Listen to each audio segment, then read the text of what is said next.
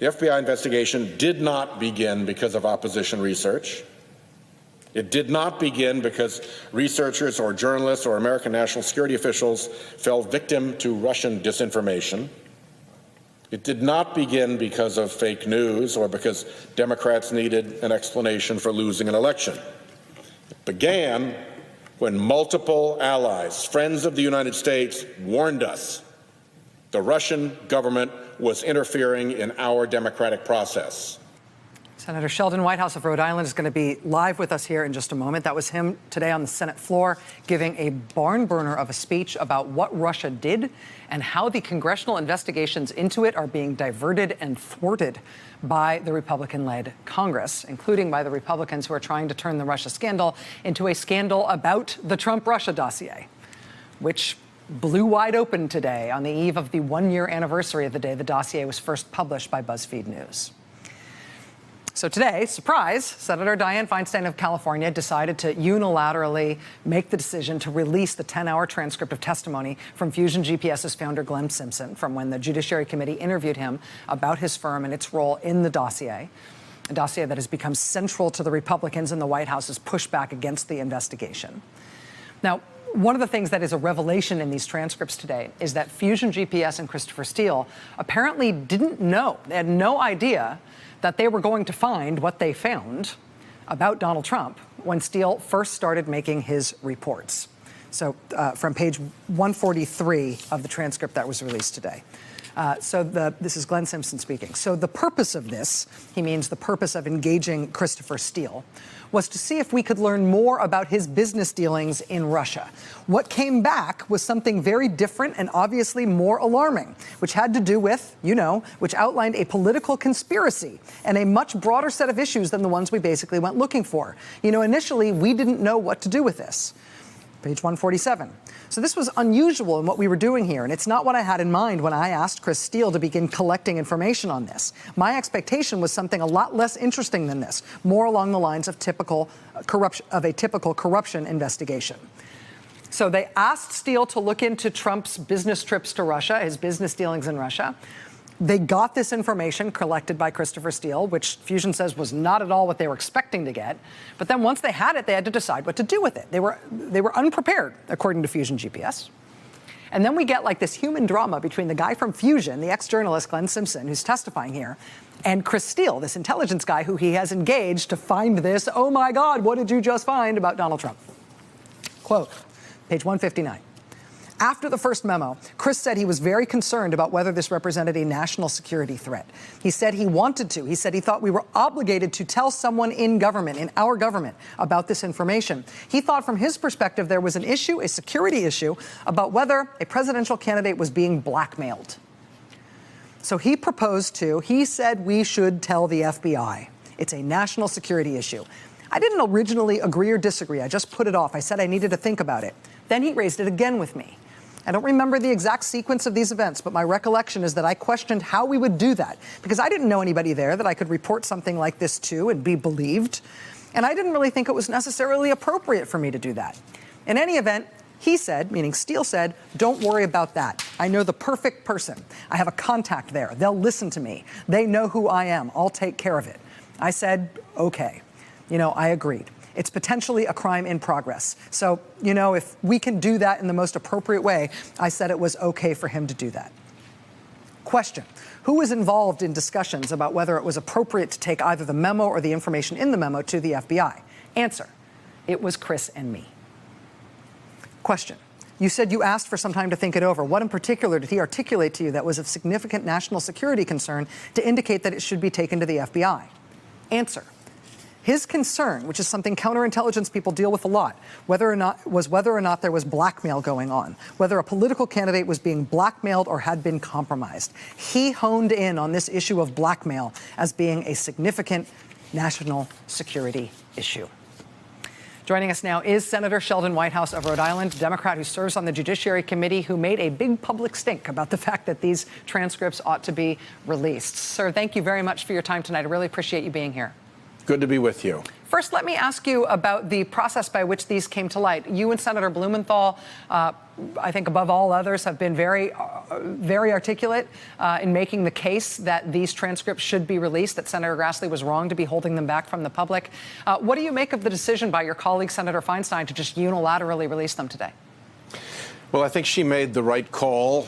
The Senate Judiciary Committee has been essentially divided by Chairman Grassley saying, look, we're going to do our own investigations on the Republican side, and you should go do your own investigations on the Democratic side. So given that, and given the, I guess, misleading way in which some of this information has been handled in the past, I think the ranking member, Senator Feinstein, felt that it was appropriate on the Democratic side for her to release the actual transcript of this information, which I think helps rebut a lot of the narrative that has been built around a very few selected facts. And frankly, the best way to do that is to simply let the American public see what this guy actually said. It puts it into a very different context.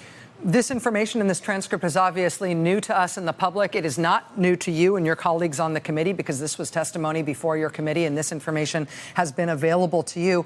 Can I just ask about Senator Feinstein's assertion today that nothing in this report, meaning the dossier, has been disproven?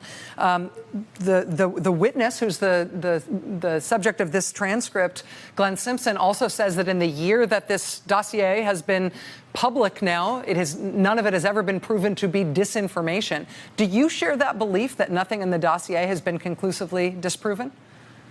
Well, I think there are a few typographical things. Alpha Bank is spelled a different way.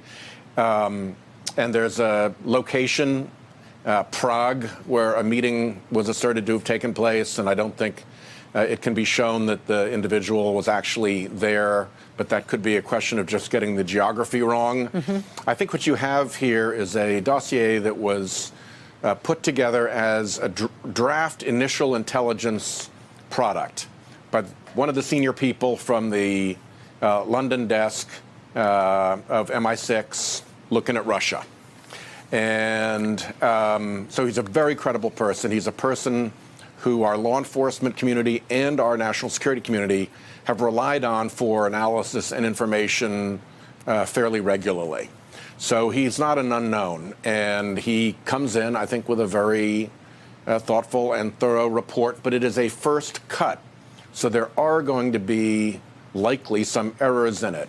What's most astonishing is when you consider how politically charged this is and how fraught this whole investigation is for the Trumps, that with everything that the Republicans have had to level at this report, we're down to discussing, was the meeting really in Prague, and did you spell Alpha Bank right? So against the kind of pressure that's been brought to bear against the report, and considering that it was only offered as a preliminary intelligence survey, I think the report's held up damned well. We've seen some evolution on the subject of this report among your Republican colleagues. As I pointed out earlier in the show, in August, shortly after this testimony was first given, Senator Grassley seemed amenable to releasing this information. He said he didn't see any reason why he would vote to keep this information from the public. Indeed, he told constituents at home in Iowa that he would allow the committee to vote on whether or not this should be released. At least one other Republican member of your committee told us that he also, Senator Hatch, would vote to release it. Since then, Senator Grassley changed his mind. We've had that sort of an evolution. We've also seen a little bit of evolution just today since this was released. Senator Graham today made comments that he essentially is glad that this is now out in the public record. He had not previously been saying it should be released. Senator Cornyn from Texas is also saying essentially he's glad this is out now. Where do you assess your Republican colleagues in terms of where they're at on the Russia investigation writ large? Your speech tonight on the Senate floor was scathing in terms of the way they've tried to divert the Russia investigation into chasing other kinds of rabbits, as you described tonight.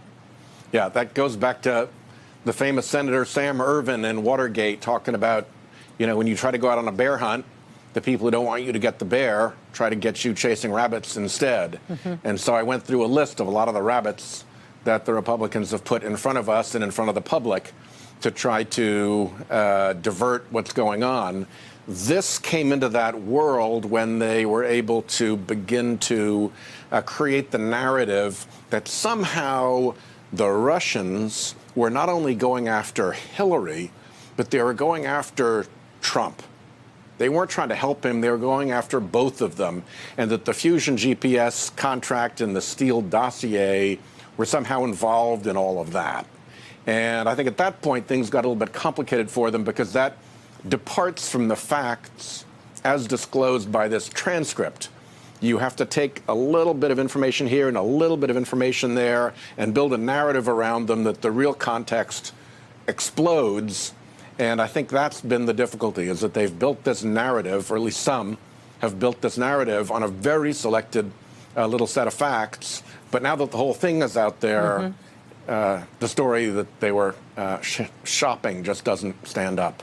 If the argument is well run, the people who have the facts on their side should win the argument in the end and persuade the people who had a misunderstanding of the facts. Just particularly as a general... if what started with is an incomplete and selective set of facts chosen for the purpose of a particular narrative. Senator Sheldon Whitehouse of Rhode Island, tyour for being with us tonight, sir. Really appreciate your time tonight. My pleasure. Thanks. All right, we'll be right back. Stay with us. Hey there, I'm Chris Hayes from MSNBC. Thanks for watching MSNBC on YouTube. If you want to keep up to date with the videos we're putting out, you can click subscribe just below me or click over on this list to see lots of other great videos.